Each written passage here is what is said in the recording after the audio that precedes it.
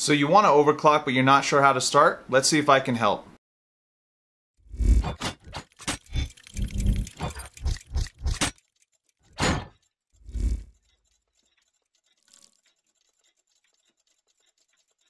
What's up guys, Andrew here on my channel Gearedinc, where I gotta share what I'm passionate about with you, and on my channel that is PC tech, games, and gear. So this is going to be an introductory guide to overclocking. I'm not a master by any means, but hopefully I can give you some tips to help you get started in the right direction. Alright guys, so the very first thing you're going to want to do is you're going to want to get into your BIOS. You do that by hitting delete when your system's loading up. Sometimes it's F11 or F12, just depends. But once you get in, you're going to basically see something like this. Now, something to note is that I've already overclocked my CPU and my RAM, so I'm going to kind of show you how I got here. And I'm going to try and keep this as simple as possible because, again, I want this to be kind of like a beginner overclocking guide. Now, I'm not an overclocking guru by any point of mean, like I said, and a couple of quick things you do need to be aware of. If you are going to be overclocking, understand that you do run the risk of potentially damaging the components, especially if it's not done right. Anytime you overclock, you can reduce the life of the CPU or the RAM or whatever you're overclocking.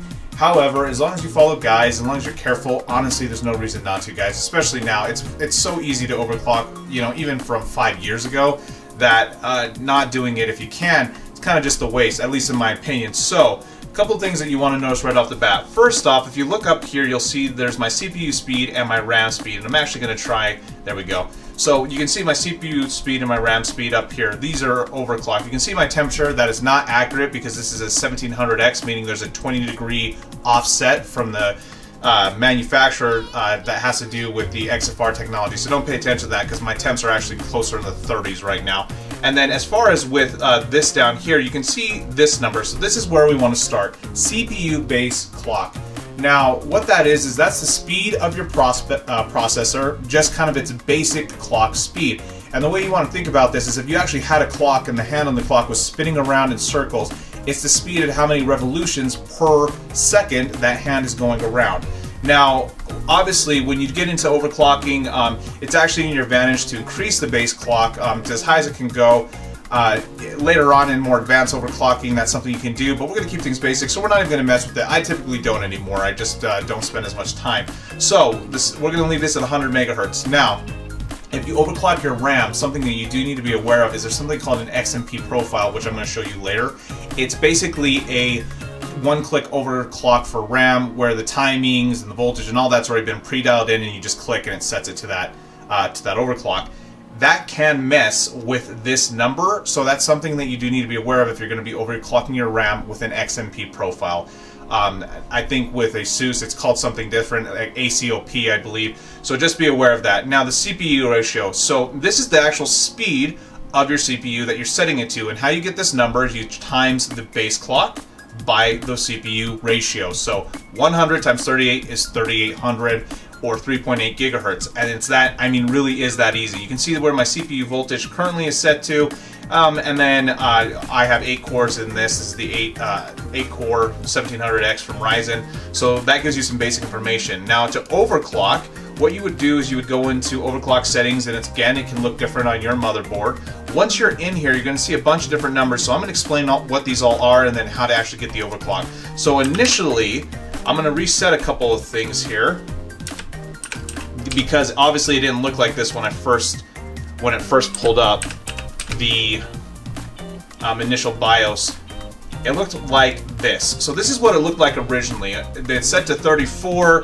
CPU voltage was on auto. DRAM voltage was on auto. DRAM frequency was 2133.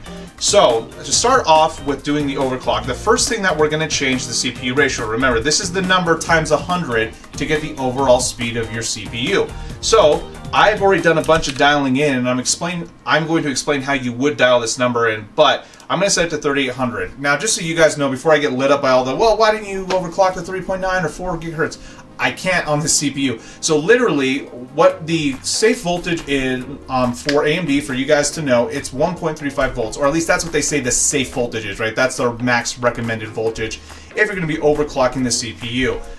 However, safely, I'm comfortable going into the 1.4s as long as there's certain criteria for that. However, with my CPU, in order to get 3.9 gigahertz, I was having to overclock it to 1.45 volts, which is about as high as I'd ever want to go to make it stable. I did not win the silicon lottery, and so 3.8 is basically what it is. I've learned to live with it, but that's on all cores versus typically it would just be boosted to 3.8 core or 3.8 gigahertz on 2 cores. So all 8 cores are running at 3.8 gigahertz. Now, the next thing after you set your CPU ratio is you're going to want to change the voltage. So down here it's set to auto. Now here's the reason you wouldn't want to leave this on auto. When you leave the voltage on auto, what's going to happen is the computer is going to just play it safe. It's going to increase the voltage beyond what's technically necessary to run the CPU at that speed, just to make sure that it's almost like on the edge of safety, right? It's supplying as more voltage than is needed to make sure that you have enough no matter what.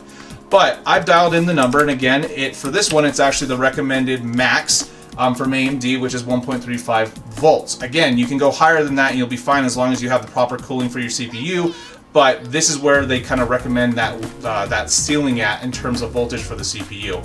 Now, something you have to understand here as well, the point of overclocking is you want this number to be the lowest it possibly can be and this number to be the highest it possibly can be. So how you would do that, and again, I've already dialed this in, but let's say I set this to 4.0, 1.35, and it booted up.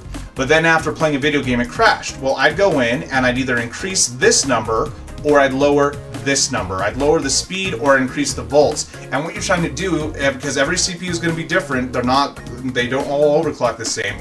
You're trying to find the perfect number where this is as low as possible, this is as high as possible. For me, this is what's stable.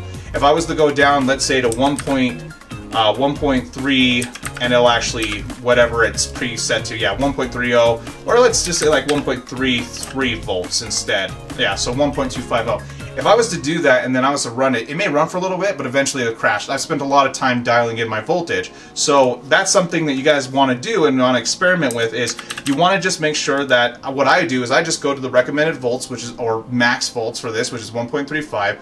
I put this as high as I can. If it doesn't boot up, I increase this number or I lower this number until I find a ratio that I'm comfortable with or I have the proper cooling for or whatever. Now that we've got the CPU technically overclocked, because that's all we're going to do. That's all you have to do. Change the CPU ratio times by 100 to get the number you're trying to get to for this, which is the CPU speed, and then change the voltage. I change it to the max recommended by AMD. You can go higher again with proper cooling, but you want to go as low below this as you can as well. I have to go to 1.35 for my CPU. Now, looking down here, I also want to overclock the RAM. Ryzen benefits tremendously from RAM speed. You can actually watch my Ryzen 3 review to see exactly how much of a difference that makes. So, with my RAM, I'm going to go in here and set the RAM frequency to 2933. Now you can, and once you get into more advanced overclocking, you can go in and change things called timings, which are different numbers within the RAM itself that affect different parts of the speed, but we're not going to really go into that. We're going to keep it simple. So I'm setting this to 2933. Now understand something. If my RAM kit was only a 2133 rated RAM set, I couldn't go to the speed. Even if it showed up in BIOS, if I click this, I can't overclock that. I can only go up to what it's rated at, minus 3200. However, no matter how much I play with the voltage, I can't get a stable overclock at 3200 with the CPU being overclocked as well. 2933 is what I've been able to stably find.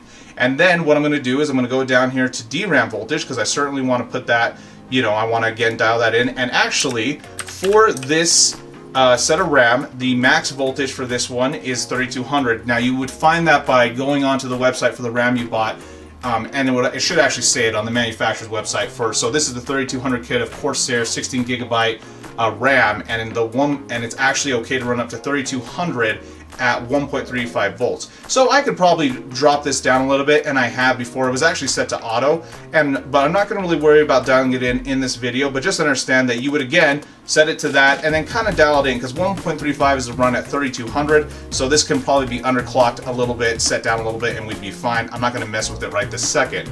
Now, these numbers aren't something I'm going to go into in this video, but let's say that you wanted to set this higher and technically needed like 1.36 volts under certain circumstances to be stable.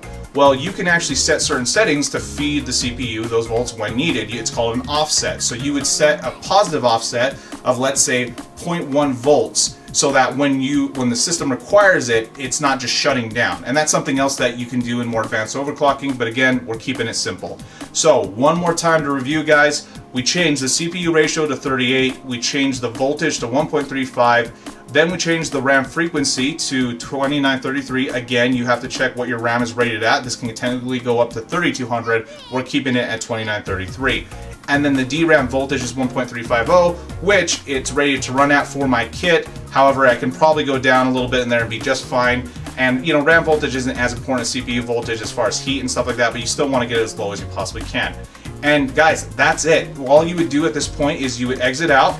Obviously, I haven't made any changes because at this point, I haven't changed anything. I already have it overclocked. But it would show you all the changes that you've made, and then at that point, if it boots, great. You would then start running games and programs and make sure everything's stable, and then test it out for a couple days, and if it's stable, you're pretty much good to go, and then you can go back in and maybe start playing with the voltage and lowering it a little bit more if you're trying to make sure, you know, for heat or whatever. I'm water cooled, so it's okay to do this. So I hope this was helpful, guys, but that's really a very basic introduction to overclocking, but you would be shocked at how much extra performance you're going to get by just making these simple changes.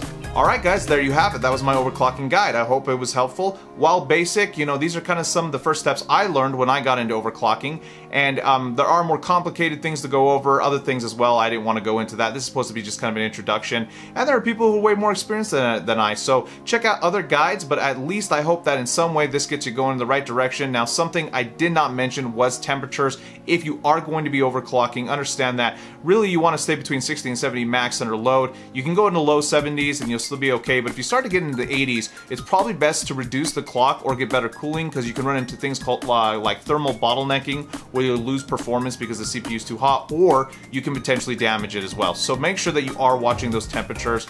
Anyway guys, I hope this video was helpful. If it was, leave me a thumbs up. If it wasn't, go ahead and leave me a thumbs down. Leave a comment, get subscribed, guys. I love, again, seeing more people join my channel, you know, and I'm gonna make the videos anyway, like I always say I will, and I'm going to, but I do hope you get subscribed, and we hope to see you next time here on Gearedinc.